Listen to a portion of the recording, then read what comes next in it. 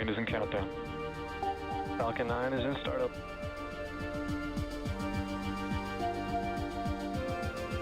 Dragon, SpaceX, go for launch.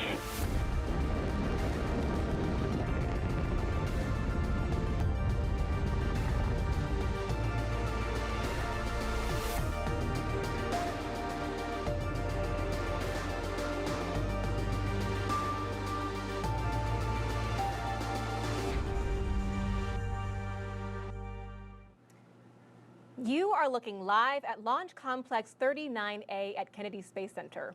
In just over 27 minutes, this Falcon 9 rocket will launch the 29th Commercial Resupply Services mission from both NASA and SpaceX to the International Space Station.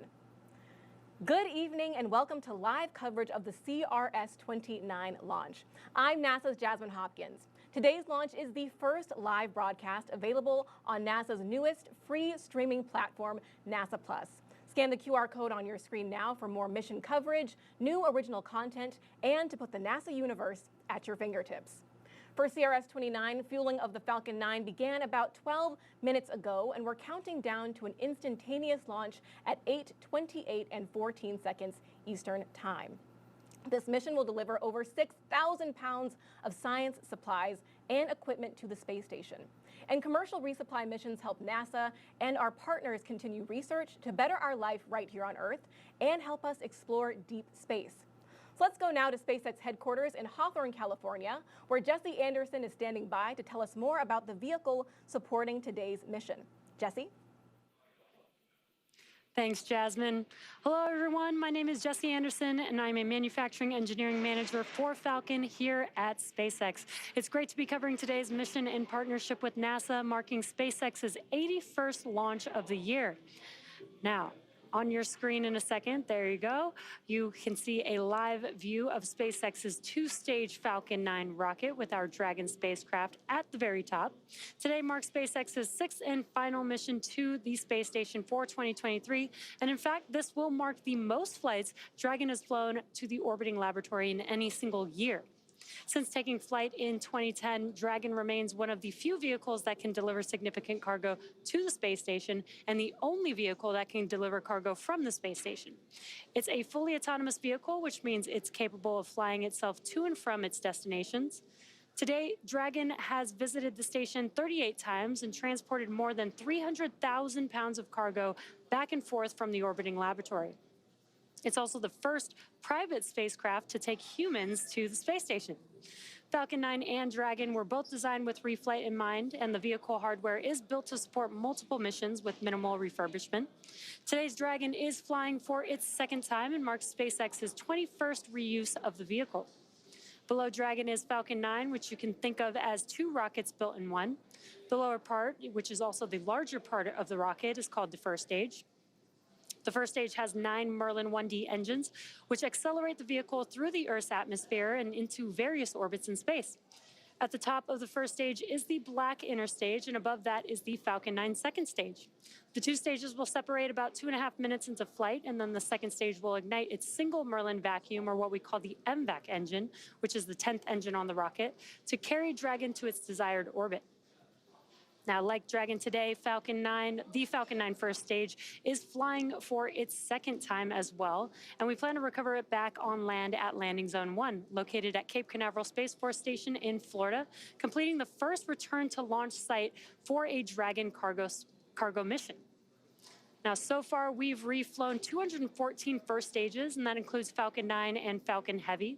If successful, it will mark the 243rd recovery of an orbital-class rocket. As the clock approaches T0, let's head over to NASA's Steve Seifeloff at Cape Canaveral to talk about today's weather. Steve, how's it going over there? Well, the weather is terrific, Jesse. 100% go. In the words of Launch Weather Officer Melody Lovin, it's as good as it gets. And with that, welcome inside Hangar AE here at Cape Canaveral Air Force Station in Florida, just a couple miles down from Launch Complex 39A. From here, we're going to monitor the launch team as they take us through tonight's countdown. So far, the nets have been relatively quiet, which is a good sign. The vehicle is healthy. The team's not working any issues. The teams performed a hot fire test just a couple days ago to prove the rocket was ready. The brief engine firing of about a second is a routine test that allows the turbopumps and engine machinery of the Falcon 9 first stage to spin up long enough for engineers to evaluate the system. After that evaluation, the NASA and SpaceX teams yesterday cleared the rocket and spacecraft for launch today. The 45th Space Wing says the eastern range is green, and that means our path from here to the International Space Station is clear and safe. Again, the weather tonight is terrific, 100% go. Still, the launch weather officer Melody Lovin will be monitoring the clouds for potential violations. There is a 10 to 15 mile an hour wind from the ocean, but that's not nearly enough to affect the rocket as it climbs through the atmosphere and into orbit. After its work is done, the first stage will come back here to land at Landing Zone 1, about a mile or so away.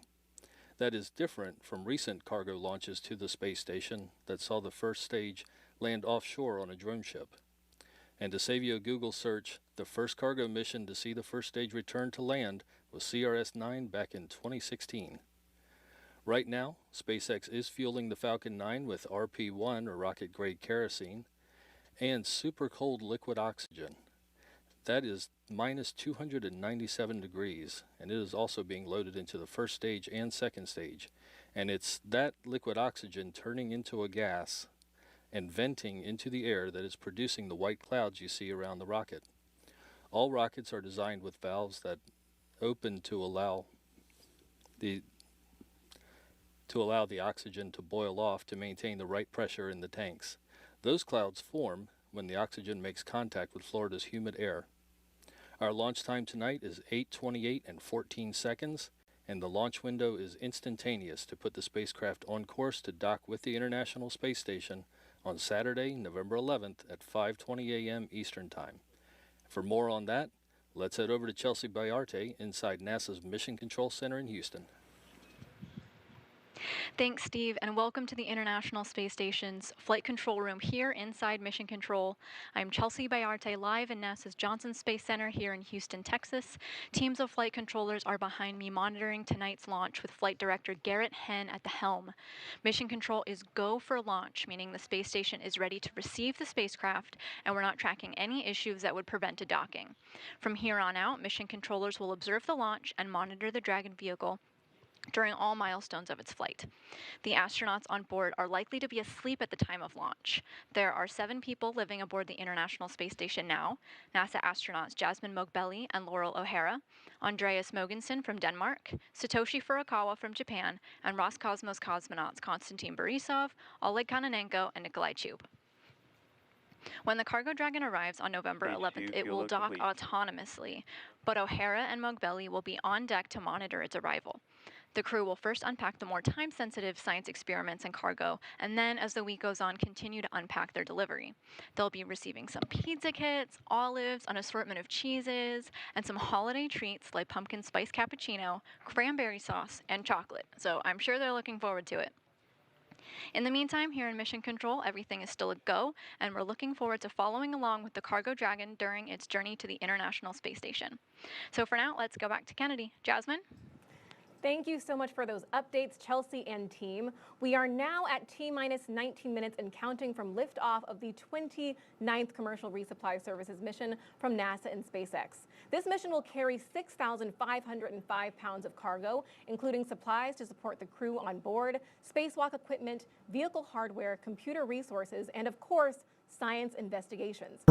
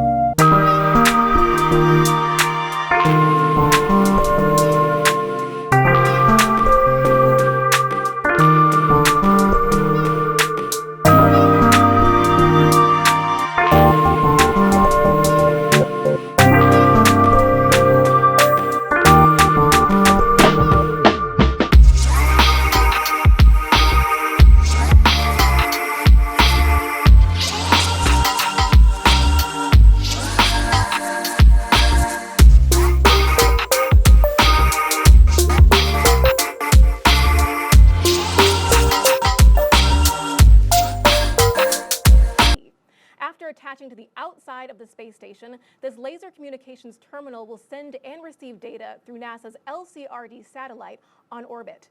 Using invisible infrared light, laser communications can transmit data up to 100 times faster than traditional radio frequency systems. Illumity brings this capability to the International Space Station, enabling more data to be transmitted and received. And of course, more data means more discoveries. Also on this mission is the atmospheric waves experiment known as AW. This heliophysics experiment will capture the first global observations of atmospheric gravity waves that form near the surface and impact Earth's upper atmosphere. Increasing our understanding of these waves could teach us more about Earth's atmosphere, climate, and near-Earth space weather. AW is also part of what NASA is calling the Heliophysics Big Year, a global celebration of solar science and the sun's influence on Earth and the entire solar system. Our work in low Earth orbit is, of course, paving the way to deep space as we shoot for the moon and beyond.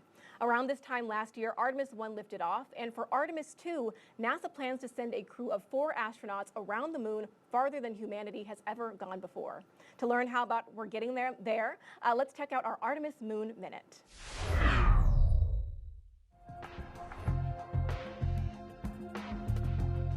Preparations for NASA's Artemis 2 mission are underway at Kennedy Space Center.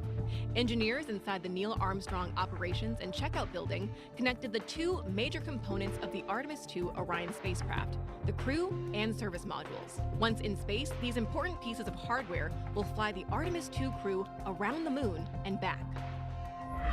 The 10 solid rocket booster motor segments for the Artemis 2 Space Launch System rocket arrived by rail at Kennedy, traveling from Utah across 8 states in specialized transporters. Kennedy teams also are conducting several water deluge tests at Launch Pad 39B, releasing approximately 400,000 gallons of water onto the mobile launcher's deck, flame hole, and the pad's flame deflector.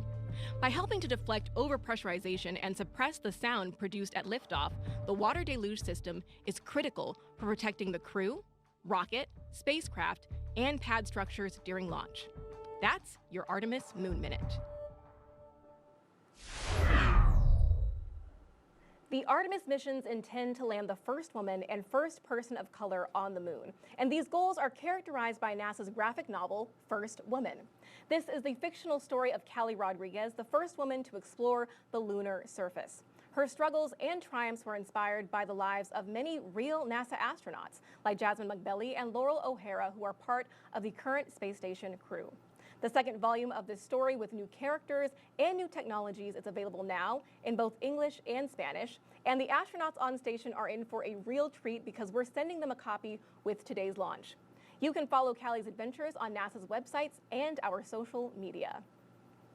Now we're just about T-minus 14 minutes and counting from liftoff of CRS-29 from both NASA and SpaceX to the International Space Station. So let's bring back Jesse now to tell us more about SpaceX and their efforts to explore the moon, Mars, and beyond. Jesse?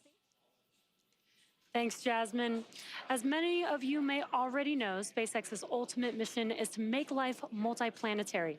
To get us there, we've been developing a fully and rapidly reusable transportation system called Starship, the most powerful launch system ever developed and designed to carry passengers and cargo to Earth orbit, the moon, and planetary destinations like Mars. Starship's first fully integrated flight test back in April provided numerous lessons learned that directly contributed to several upgrades to both the vehicle and ground infrastructure to improve the probability of success on future flights. Our second flight test could launch as soon as mid-November, pending regulatory approval, which is just around the corner. This next test will debut a hot stage separation system and a new electronic thrust vector control, or TVC system, for Super Heavy Raptor engines, in addition to reinforcements to the pad foundation and a water-cooled steel flame deflector, among many other enhancements. Building bases or even cities on Mars will require huge amounts of cargo and eventually crew. So we're designing Starship from the beginning to carry hundreds of tons of cargo into space and be able to refuel in orbit. Before Mars, Starship will play a key role in the exploration of the moon. We're providing the lunar lander, which will return astronauts to the lunar surface for the first time in more than 50 years under NASA's Artemis missions. With the ability to deliver cargo and people to the lunar surface, we'll be ready to help humanity build a sustainable presence on the moon and learn how to live off-world before the next steps to Mars. Today, however, we are going a little closer to home with our Dragon spacecraft, where all of our learning on human space transportation began. And all the work and advancement we continue to make with Dragon in low Earth orbit will continue to pave the way for our future deep space missions with Starship. And now I'll turn it back to Jasmine at KSC to take a look at one of the payloads flying on today's mission. Jasmine? Thanks so much, Jesse. Yes, on today's mission, we are launching seeds from the Choctaw Nation of Oklahoma. And here to tell us more about the Growing Hope Initiative is Jacqueline Putman. Thank you so much for being here, Jackie. Halito and Chachakama, Jasmine. It's very nice to be here. My name is Jacqueline Harjo Putman. I am the coordinator for Choctaw Nation of Oklahoma. This is National Heritage Month, so this is Native American Month, so this is a very important month for us. We're sending up our traditional seeds in this. We're very, very excited about this. These are seeds that came down the Trail of Tears. These are seeds that were sown in the hems of our ancestors' garments, so they knew when they left Mississippi that they would have to have food to start over. So they had the forethought, and they would have never dreamed where we're going today. Right, Jacqueline, there's a lot of emotional significance to these seeds. Absolutely. So can you tell us about, you guys are going to plant them at Jones Elementary. How are these going to inspire the next generation? Oh, this is exciting. When they come back, what we're going to do is take them to Jones Academy. It's a Native American school that we have. And they're going to plant them. We're going to do the STEM program. We're going to do a side-by-side testing for what has been on Earth, what's gone out of space, do a comparison. We're getting these kids excited about science. We want to get new astronauts. We want them to know they have a future. That this is something that they can do. This is not out of range. Right. That this is something that they can have as well. Exactly. Jacqueline, we actually showed some pictures on the screen of the different things that are going to be planted. What seeds, what kind of seeds are you sending? We're sending our traditional Tanchi flower corn. It can grow up to 20 feet tall. We've grown it to 18.5 feet. This is what we grind up and make our banaha bread. We're sending our Choctaw sweet potato squash. It can last on the shelf up to a year. It's high in manganese, magnesium, zinc, vitamin A, and iron. And this is hoping foods that will hold the astronauts will hopefully cake and grow themselves because they last, they're good for you. So, and then we have our Tanchi, we have our Smith peas, we have Chukvi peas. These are just really prolific peas that do really well. Indoors, outdoors, and they're high in iron, and they're really prolific. So we're really hoping that they'll put these to use because that is awesome. Jackie, how are you going to incorporate this into the STEM curriculum? Well, actually, what we're doing is we're building a new garden. We've been talking about building a brand new garden over at Jones Academy for this program so we could have extra produce for the kids to study and get them interested in this program so that can lead to college educations, to NASA. Right. I mean, exactly. Who could ever believe that we would be here at NASA today? Right. And we're kicking off Native American Month, so we're very excited and very honored. That is fabulous. Very poignant. Very good timing for this. Thank you so much, Jackie Putman. So this science and all the science launching today is made possible by the International Space Station, which celebrates 25 years of operation this month. Here's a look at some of the highlights from the past few decades on the orbiting laboratory. The ISS is the most incredible wonder of the modern world.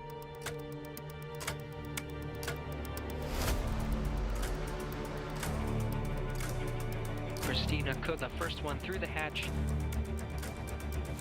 We're pushing boundaries. We're doing things that nobody else was doing.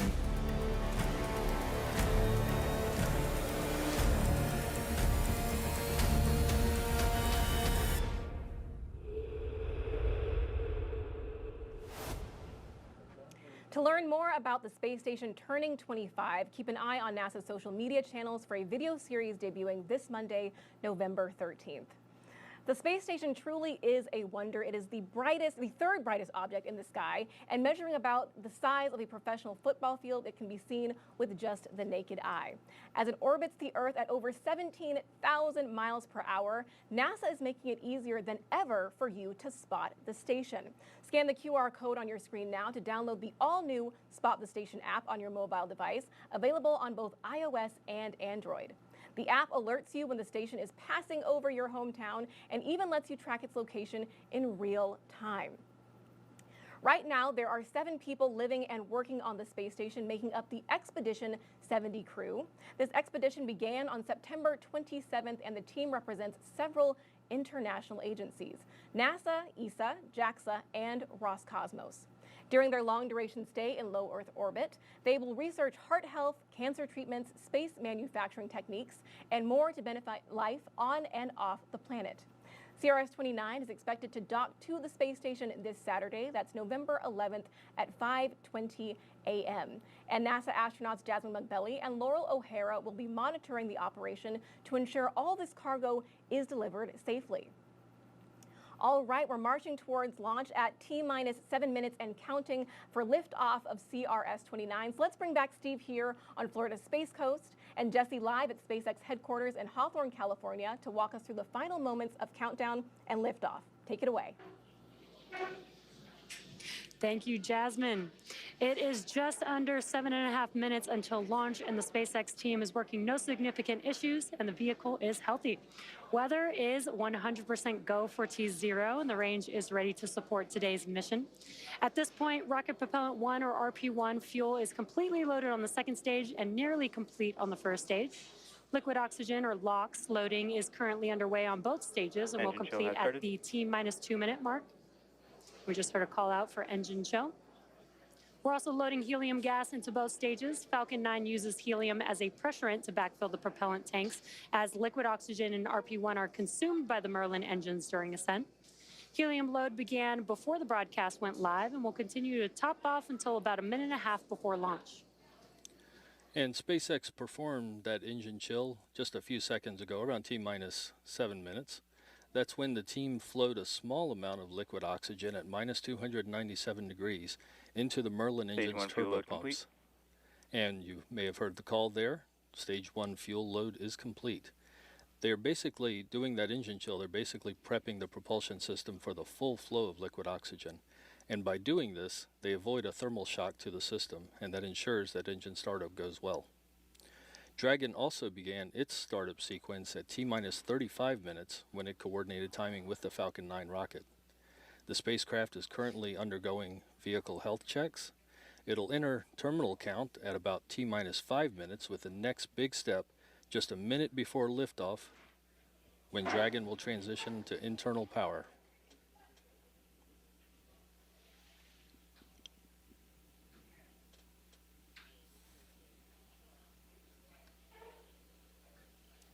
And you can see on your screen there are clamp arms beneath the Dragon vehicle. Once those begin to open up, that'll be coming up here shortly in just about under a minute now.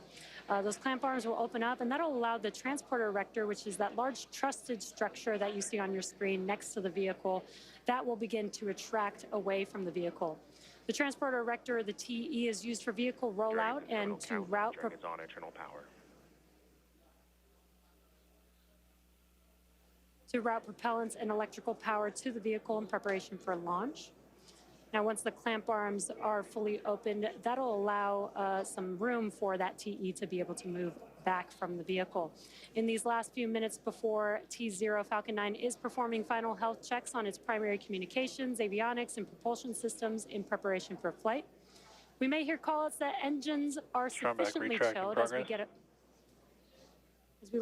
a little closer to liftoff, and then we did hear that call out that they are preparing for strong back retract. That is the TE that I just mentioned. And maybe a little hard to see, but the clamp arms should be opening very slowly there. Again, they are the arms just below the Dragon that you see there on your screen. And there you can see those clamp arms opening up.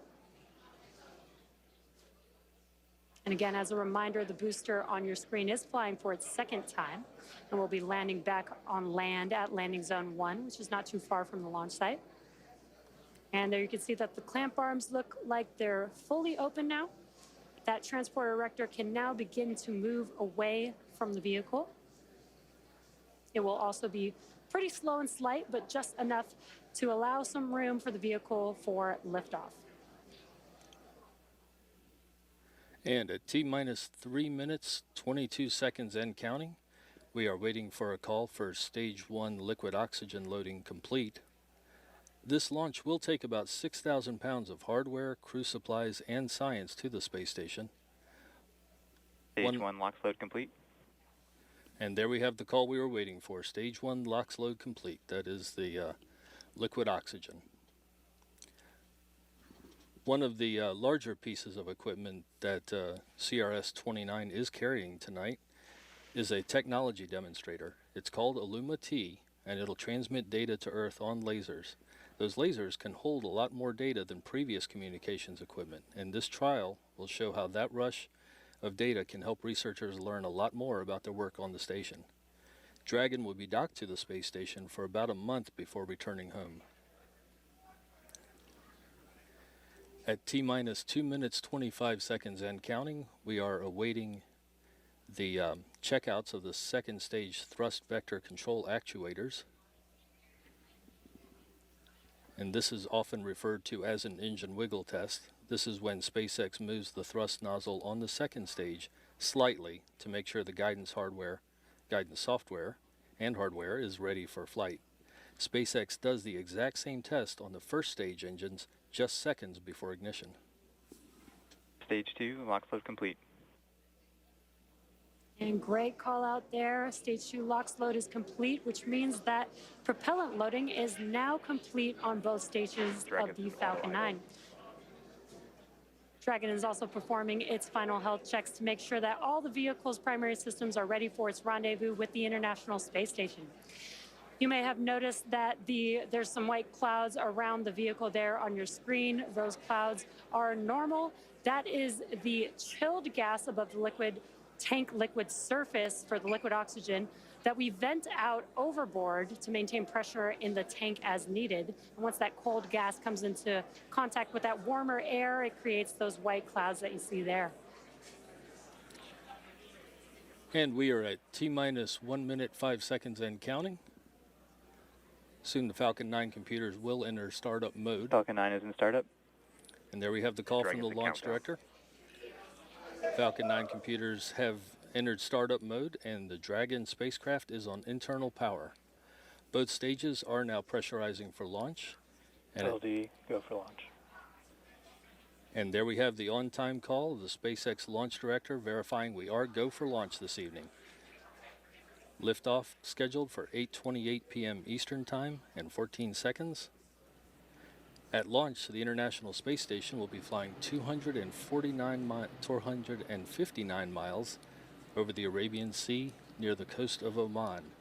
We are 15 seconds to launch and counting. 15 seconds and counting.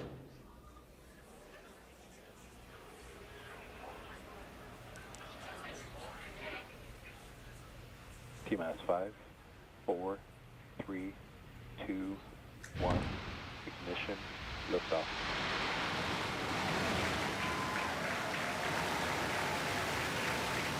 And liftoff of CRS-29 carrying cargo, research, and a laser downrange. And a laser communication. Engine pressure is nominal. A laser communications demonstrator to the International Space Station, now in its 25th year of orbital operations.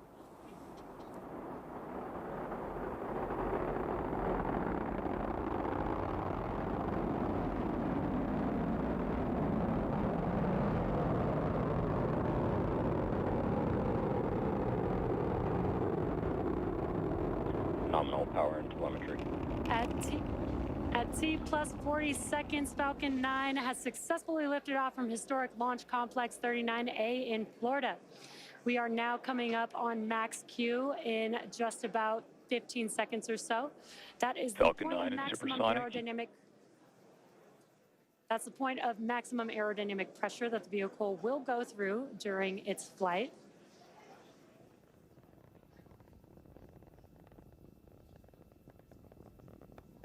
Max Q.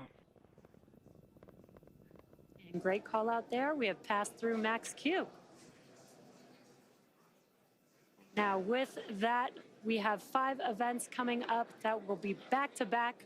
First will be main engine cutoff.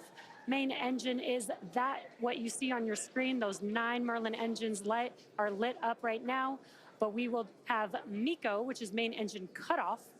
And that's where we'll shut down all of those engines that you see there on your screen. That'll slow the vehicle down in preparation for the next event called stage separation, which is where the first and second stages will separate from each other. Then the first stage will perform a flip to head back to our launch site for landing, while the second stage continues to light its Merlin vacuum engine to boost Dragon to low Earth orbit during SES-1, or second stage start 1. And the last event will be the first stage, starting up its 1 minute long boost back burn. Again, those events are coming up here in a few seconds. Main engine cutoff, stage separation, stage 1 flip, second stage engine start, and the boost back burn for that first stage vehicle. Nico. Stage separation confirmed.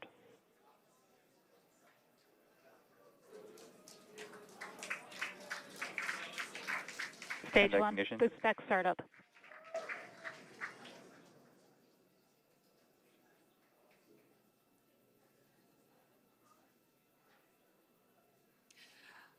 Love those views on your screen. You could see stage separation with the first stage heading back to land, and the MVAC engine on your screen lit up. And on your left-hand side there on your screen, you can see the first stage in its boost back burn. Some really awesome views there. On your right-hand screen is a view from the second stage looking at the MVAC engine.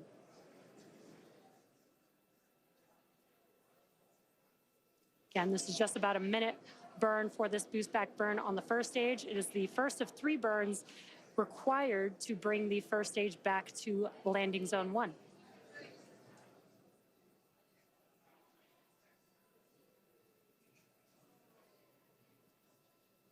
Stage 1, boost back shutdown. And we just heard that call out, and you can see as the engines shut down on your screen, that concludes the boost back burn for the first stage vehicle. If you're just tuning in, you're watching a live webcast for the 29th commercial resupply mission to the International Space Station for NASA. This is SpaceX's 81st mission for 2023 and the 6th and final Dragon flight to the International Space Station this year. We lifted off from Kennedy Space Center's Launch Complex 39A just about 4 minutes ago. And as a reminder, today's mission marks the 2nd flight for this Falcon 9 booster, which previously supported the Crew 7 launch earlier this year in August.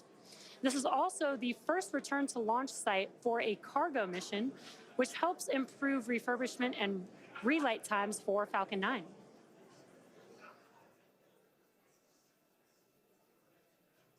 And what you're seeing on your screen again is a live view on the second stage looking at the MVAC engine there. For the first stage, in order to make its way back to landing zone 1, it does have a couple more burns to execute. The next burn is the entry burn, and that's where we will relight Vehicles 3 are of on the a 9 nominal trajectory. Merlin. Great call outs there. Nominal trajectories for both vehicles. The entry burn is where we will relight 3 of the 9 Merlin 1D engines. This will help to slow the stage down as it re-enters back into the upper parts of the Earth's atmosphere. Then the third and final burn will be the landing burn. That is a single engine burn. The center E9 engine helps bring the vehicle speed down rapidly just before touching down on the landing zone. And again, the M1D engines have about 190,000 pounds of thrust, which is just enough lighting 1 engine to touch down for landing today.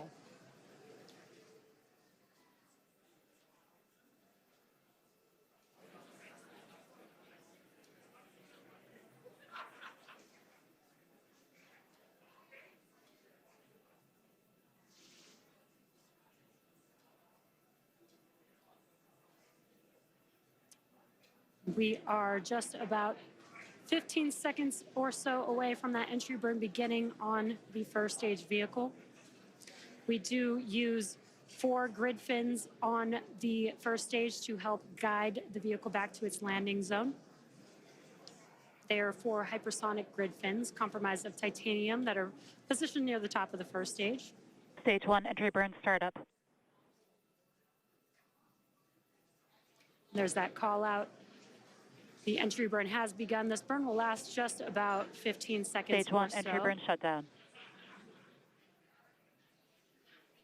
And very quick burn, but as you can see, those engines shut down on your screen. That concludes the entry burn for the first stage vehicle. And you can kind of see the grid fins there with a little gleam of light on your screen.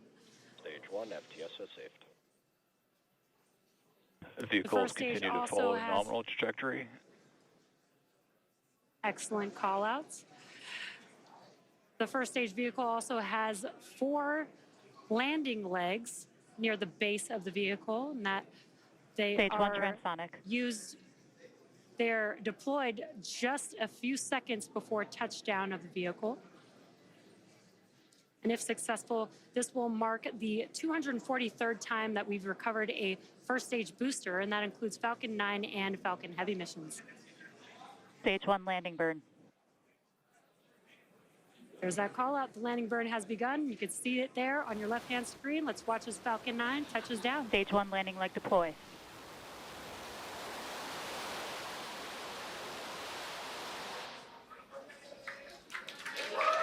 Stage 1 landing confirmed. And an awesome sight to see. As you can see, the Falcon 9 first stage that supported today's mission landed for its second time and has previously supported the Crew 7 mission in August earlier this year. This marks the 238th successful landing for an orbital class rocket. Now, next up in a few seconds, just about 20 seconds or so, will be the shutdown of the Embark engine that you see ignited there on your screen. That event is called SECO, or Second Engine Cutoff, and that'll be the first shutdown of this Embark engine.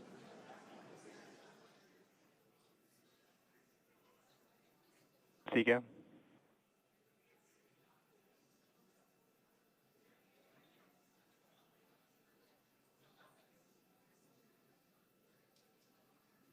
Nominal orbit insertion. Great news. We have just had SECO and heard a confirmation of good nominal insertion. At T plus 9 minutes into the mission, we are coming up on the last major task for Stage 2, commanding separation of Dragon, which is a couple minutes from now. We expect to have a live video of Dragon separation from the trunk looking back at Stage 2. CRS-29 will be joining the Crew 7 vehicle currently on orbit. So we'll be back to having 2 Dragon spacecraft docked at the International Space Station. As for cargo, today we will be delivering more than 6,500 pounds of science, research, crew supplies, and vehicle hardware to the orbiting laboratory and its crew. And to date, SpaceX has sent and brought back over 300,000 pounds of crew and cargo to and from the space station. Again, the Dragon separation from Falcon 9's second stage should be coming up here in just about a minute or so. And as a reminder, this is the second flight for this Dragon capsule, having previously supported Crew 7's trip to space in August. Today's flight also marks the 21st reuse of a Dragon vehicle overall.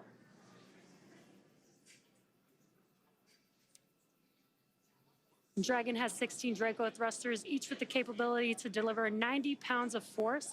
There are 4 pairs of these 3 thrusters spaced evenly around the capsule, and that helps control and guide the vehicle, as well as 4 forward bulkhead thrusters underneath the nose cone. Now today, the vehicle does not have super Draco thrusters, seats, or life support systems, as it's not carrying crew, and this saves on weight in space and also allows for a faster refurbishment time.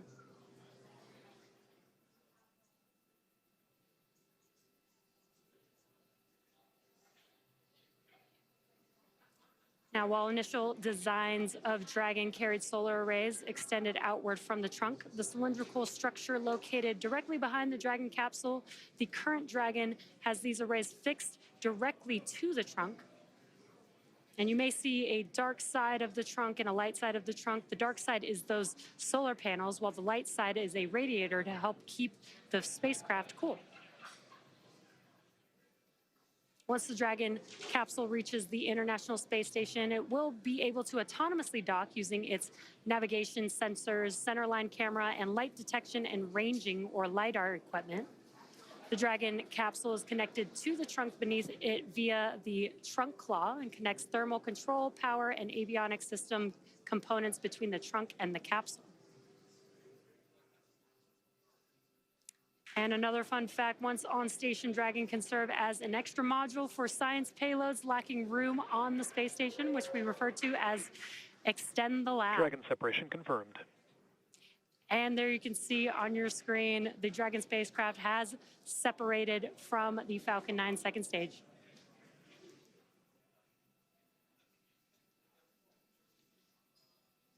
Now, if you're just now joining us, you're watching a live broadcast for the 29th commercial resupply mission to the International Space Station for NASA. This is SpaceX's 81st mission this year and 6th and final Dragon flight to station for 2023. We lifted off just about 12 and a half minutes ago from NASA Kennedy Space Center Launch Complex 39A in Florida. And coming up in just a few moments will be the nose cone opening for the Dragon capsule.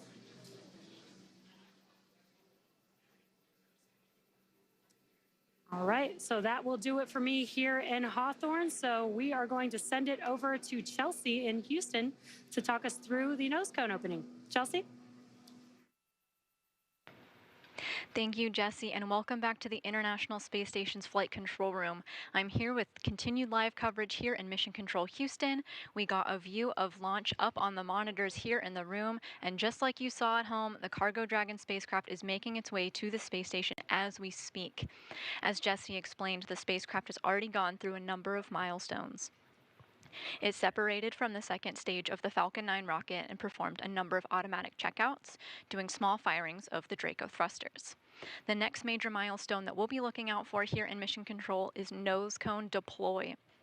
We already got confirmation that these latches, the things that are attaching the Dragon nose cone, are starting to come off. This is a process that's going to take a couple of minutes, and then that nose cone will begin to pop off. So let's talk a little bit about why we want this nose cone deployed. The nose cone protects the docking hardware that is needed to attach the Cargo Dragon spacecraft to the space station for its 1-month stay, so nose cone deploy is a critical step in our timeline today. The nose cone also unveils 4 forward bulkhead thrusters, which Dragon will use for its major burn maneuvers to catch up with the space station. There will be a checkout of these engines just minutes after nose cone deploy, and the nose cone also protects Cargo Dragon's navigational sensors during ascent. These rendezvous and tracking elements help the spacecraft understand where it is and where it needs to go to reach the space station.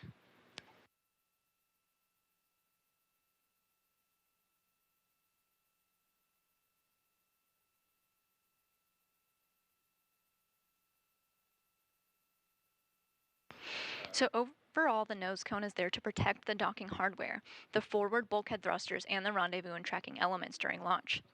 And now the nose cone is in the process of opening up so the spacecraft can use those elements. There are 2 sets of 6 latches positioned around the docking ring, so 12 latches total need to be unlatched before the nose cone can swing open. This could take a couple of minutes to complete, and once they're open, then the nose cone will start to slowly swing open.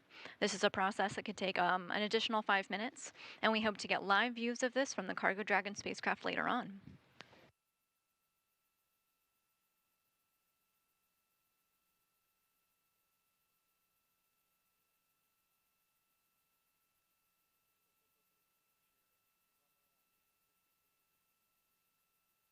This mission is all about cargo. It's astronaut food, it's science experiments, it's hardware, all being delivered to the crew's doorstep in space. They're in their sleep period right now, but they'll wake up to the news that their package is on its way.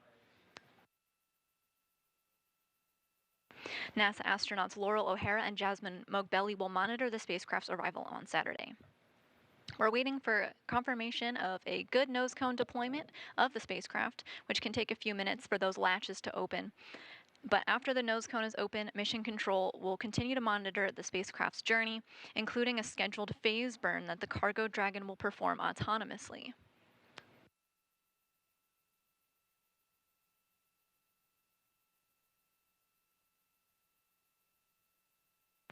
That burn is expected to begin just a short while from now, with the engines firing for close to 12 minutes in duration. Going into Friday, the spacecraft will perform an additional 5 burns, all with the goal of fine-tuning Cargo Dragon's path to the International Space Station.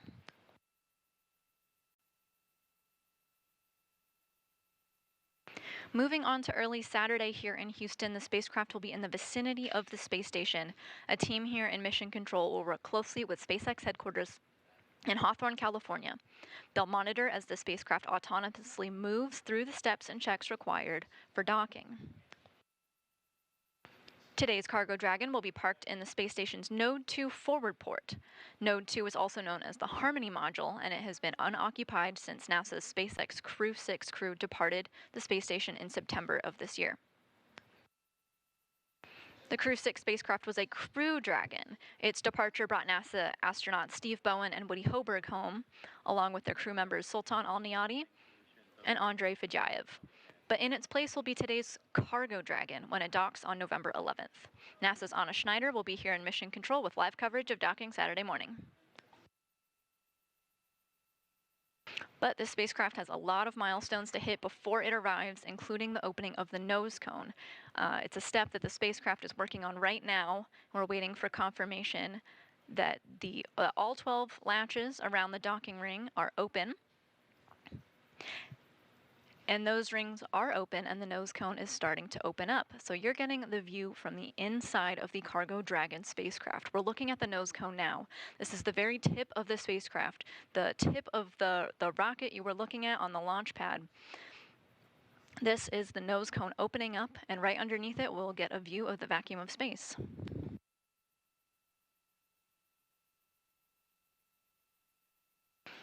This nose cone will stay in this open position until the very end of its mission, closing once again just before the spacecraft re-enters Earth's atmosphere to provide some additional protection to that same hardware. This Cargo Dragon spacecraft is expected to return next month, undocking from the space station's Harmony module in early December, bringing back science experiments and other supplies back to Earth.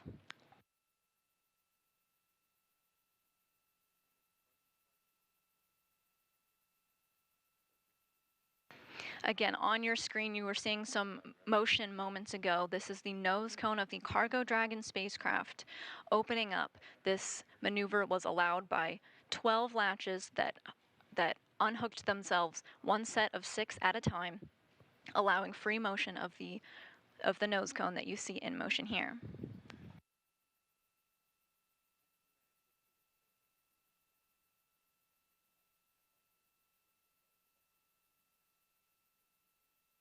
This nose cone deployment started just almost 7 minutes ago, and now the nose cone is opening and we're looking at the vacuum of space from the point of view of the Cargo Dragon spacecraft. Just because it's no longer on your screen does not mean it's fully open. It has a couple of degrees more to go before we get confirmation of good nose cone deploy.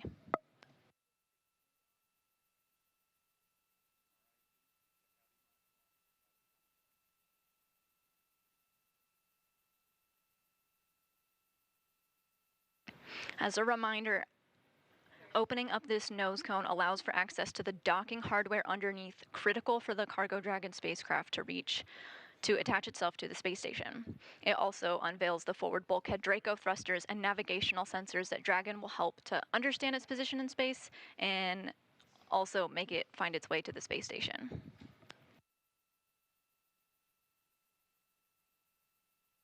We've temporarily lost our live views, but so you're looking at a live view of Mission Control Houston as we continue to monitor the nose cone deployment.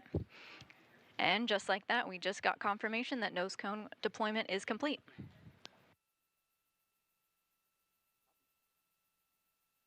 This is a critical milestone for the Cargo Dragon spacecraft on its way to the International Space Station.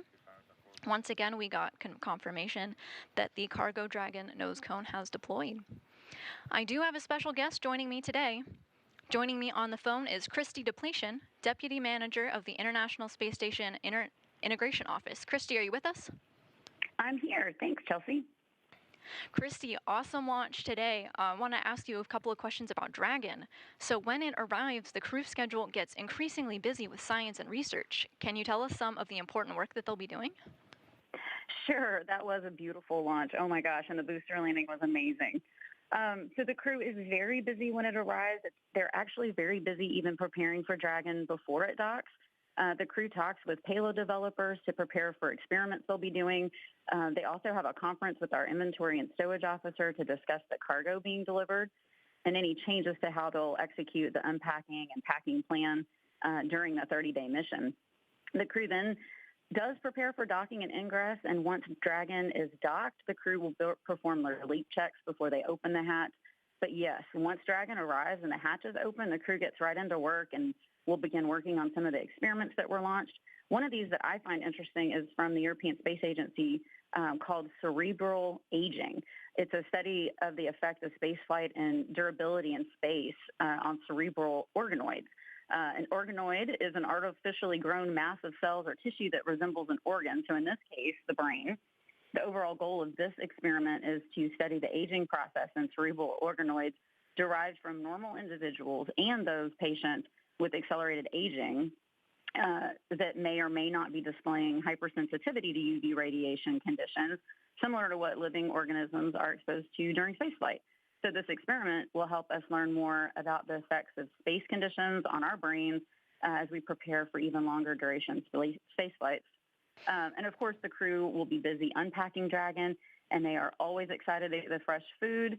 As you mentioned earlier, we have some holiday-type food the crew can enjoy, like turkey, cranberry sauce, cheeses, and chocolate. So I think they'll enjoy that a lot. A reward for their hard work. Some science and some goodies. Sounds awesome. So looking ahead, 1 month from now, Dragon has completed its mission. Can you share some of the hardware or research that Dragon is going to bring home back to Earth? Yes, that's a great question. Our return missions are very important, just like launches are. They bring home research cargo as well as systems hardware that needs to be refurbished before we return it back to station. So the station is like our home and has equipment that needs repair and maintenance occasionally too. We are planning to return a few items on this flight for repair, including a resisted exercise device flywheel that provides the forces to simulate some 1G exercise for the crew. Another is a camera assembly that provides video feedback during our on-orbit robotic operations. And we're also returning the hardware that is part of the environmental control system for the plant habitat for repair. So this control unit keeps an eye on the humidity and other environmental factors within the plant habitat. So if you've seen pictures of tomatoes or peppers recently from station, they may have been growing in that facility. As far as the research over the next month, the crew will complete many, many experiments, and then a lot of that research will come home for the scientists to have in a pretty rapid timeline. So that allows them to get their results pretty quickly. Christy, thank you so much for joining us here today. Sure, thanks for having me. So back here in the International Space Station's flight control room, flight controllers are going to continue monitoring the next milestones of the Cargo Dragon as it makes its way to the International Space Station. They're going to continue to look for some upcoming milestones going into Friday and then Saturday as the Dragon arrives into the vicinity of the space station, getting ready for docking. So that's it here from Mission Control. Back to Jasmine and Kennedy. Thank you so much, Chelsea. That's going to wrap up our launch coverage of the 29th Commercial Resupply Services mission from both NASA and SpaceX to the International Space Station. As a reminder, docking is set for Saturday. That's November 11th at 5:20 a.m. and live coverage for that operation is scheduled at 3:45 a.m. Eastern. Thanks again for joining us tonight. We'll leave you with a replay of the beautiful launch. And until next time, go NASA, go SpaceX, and go CRS-29.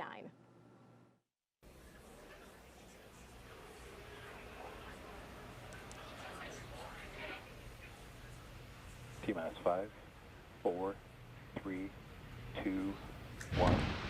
Ignition, liftoff.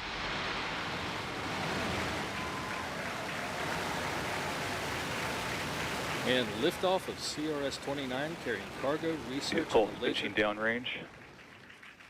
And a laser communication. Engine pressure is nominal. A laser communications demonstrator to the International Space Station now in its 25th year of orbital operations.